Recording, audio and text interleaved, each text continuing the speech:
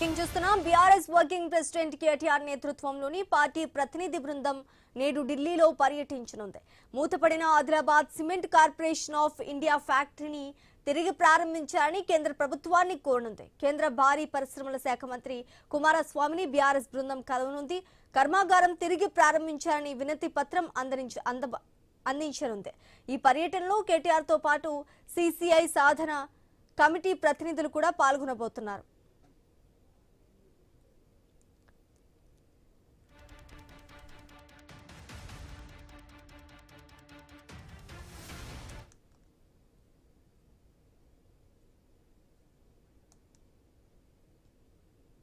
BRS working president KTR నేతృత్వంలో party ప్రతినిధి బృందం నేడు ఢిల్లీలో పర్యటించనుంది.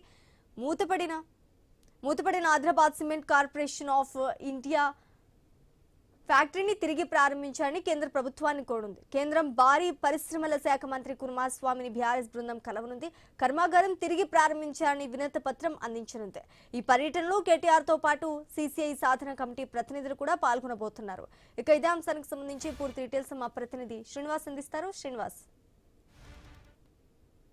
కార్పొరేషన్ ఆఫ్ ఇండియా రాజకీయం అయితే ముదురుతోంది. ఇటు బీఆర్ఎస్ వర్కింగ్ ప్రెసిడెంట్ కేటీఆర్ నేతృత్వంలో పార్టీ ప్రతినిధి బృందం అయితే నేడు ఢిల్లీలో అయితే పర్యటించనుంది. మూతపడినటువంటి ఆదిలాబాద్ సిమెంట్ ఫ్యాక్టరీని తిరిగి ప్రారంభించాలంటూ కేంద్ర ప్రభుత్వాన్ని కోరనుంది. అనంతరం కేంద్ర భారీ పరిశ్రమల శాఖ మంత్రి కుమారస్వామిని అయితే బీఆర్ఎస్ బృందం అయితే కలవనుంది.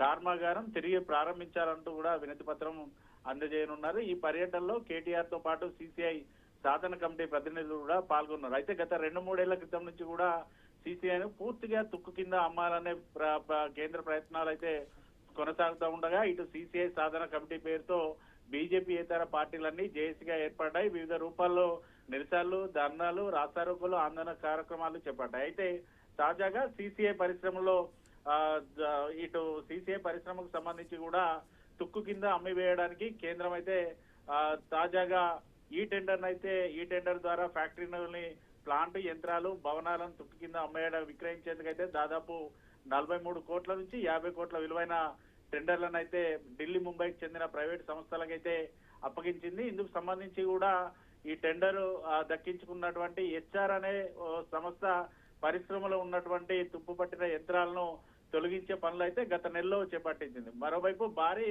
భవనాలను నేలమట్టం చేస్తూ ఉండడం, దీనికి తోడు మూతబడిన సిమెంట్ పరిశ్రమ స్థలాల్లో వాహనాలతో నెల రోజుల నుంచి చదును చేస్తుండడంతో అయితే ఈ కంపెనీకి సంబంధించినటువంటి సంస్థ మిషన్లను, భారీ యంత్రాలను ఒకచోటికి చేర్చడం, అంతా తీసుకెళ్లేందుకు కాంట్రాక్టర్ టెండర్లు సైతం సిద్ధం చేయడంతో అయితే సిసిఐ కోసం భూములు ఇచ్చినటువంటి రైతులైతే ఆందోళన చెందుతా ఉన్నారు. మరోవైపు పట్టణ వాసులతో పాటు భూ నిర్వాసులు కూడా ఆందోళన వ్యక్తం చేస్తున్న పరిస్థితులు అయితే ఉన్నాయి. పూర్తిగా ఈ ఫ్యాక్టరీ నిర్మాణం కోసం అయితే సుమారు 700 పైచిలకు ఎకరాల భూములను అయితే ఇటు రైతులైతే ఇచ్చారు.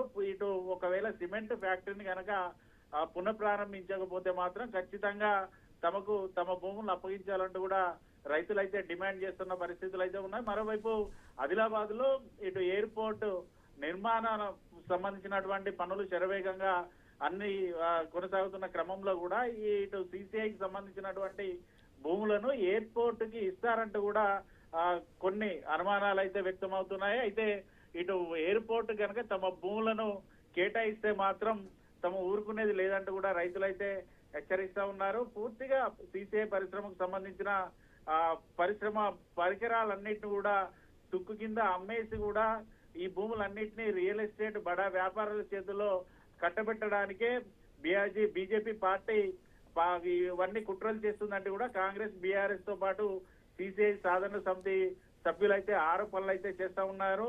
సిసిఐని అమ్మేస్తే ఊరుకోమంటూ కూడా వారైతే హెచ్చరికలు అయితే జారీ చేస్తున్న పరిస్థితులు అయితే ఉన్నాయి. అయితే గత అసెంబ్లీ, పార్లమెంట్ ఎన్నికల్లో కూడా ఖచ్చితంగా బీజేపీ పార్టీకి సంబంధించినటువంటి ఎమ్మెల్యే అభ్యర్థులతో పాటు ఎంపీని కనుక గెలిపిస్తే సిసిఐని పునఃప్రారంభిస్తామంటూ కూడా ప్రధాని మోదీతో పాటు ఇటు అమిత్ షా కూడా సిసిఐకి సంబంధించిన పునఃప్రారంభానికి సంబంధించినటువంటి అంశాలను కూడా సభల్లో ప్రసంగించారు. కానీ బీజేపీ పార్టీకి సంబంధించినటువంటి ఎమ్మెల్యేనే ప్రస్తుతానికి ఆదిలాబాద్ జిల్లా ఎమ్మెల్యేగా పాయల్ శంకర్ ఉన్నారు. ఇటు బీజేపీ ఎంపీ నాగేష్ ఉన్నారు. కానీ ఆ బీజేపీ పార్టీకి సంబంధించినటువంటి నేతలను నమ్మి వారిని వారికి ఓట్లు వేసి గెలిపించినప్పటికీ కూడా సిసిఐని ప్రారంభించకపోగా ఇప్పుడు తుక్కు కింద అమ్మేయడంతో అయితే జిల్లా వాసులు అయితే ఆగ్రహం అయితే వ్యక్తం చేస్తున్న పరిస్థితులు అయితే ఉన్నాయి. ఖచ్చితంగా బీజేపీ ఇటువంటి చర్యలను మానుకోవాలి. ఖచ్చితంగా సిసిఐను పునఃప్రారంభించి కూడా తమకి ఇక్కడ ఉపాధి అవకాశాలు కల్పించాలంటూ కూడా ఆదిలాబాద్ జిల్లా వాసులు అయితే కోరుతున్నారు. ఇటు బీఆర్ఎస్ వర్కింగ్ ప్రెసిడెంట్ కేటీఆర్, ఇటు సిసిఐ సాధన సమితి సభ్యులైతే ఈ రోజు ఢిల్లీలో పర్యటించిన నేపథ్యంలో అయితే ఆదిలాబాద్ లో అయితే రాజకీయాలు అయితే అగ్గిరేగుతా ఉన్నాయి. శ్రీజ, మరి Adilabad cement corporation of India ఫ్యాక్టరీని తిరిగి ప్రారంభించాలని కేటీఆర్ బృందం కోరుతోంది. మరి ప్రభుత్వం సహకరించే అవకాశం ఉందంటారా, అనుమతిస్తుందంటారా? శ్రీజ, దాదాపుగా ఈ పరిశ్రమకు సంబంధించి కూడా గత బీఆర్ఎస్ హయాం నుంచి కూడా గత ప్రభుత్వంలో బీఆర్ఎస్ పార్టీ ఉన్నప్పటి నుంచి కూడా సిసిఐ పునఃప్రారంభించాలంటూ కూడా ఇటు కేంద్రానికైతే ఎన్నోసార్లు లేఖలు, ఇటు మంత్రులు కావచ్చు, ఎంపీలు కూడా లేఖలు ఇచ్చినప్పుడు కూడా గతంలో కూడా ఎక్కడా కూడా స్పందించిన దాఖలు అయితే లేదు కేంద్రం. దాదాపుగా ఇటు బీజేపీ పార్టీకి సంబంధించినటువంటి ఎమ్మెల్యేలు, ఎంపీ కూడా ఇదే విషయమై కూడా గతంలోనే వినతి పత్రాలు అందించారు ఇటు కుమారస్వామి కూడా. కానీ ఎక్కడ కూడా బీజేపీ ప్రభుత్వం అయితే, ఇటు కేంద్ర ప్రభుత్వం అయితే స్పందించలేదు.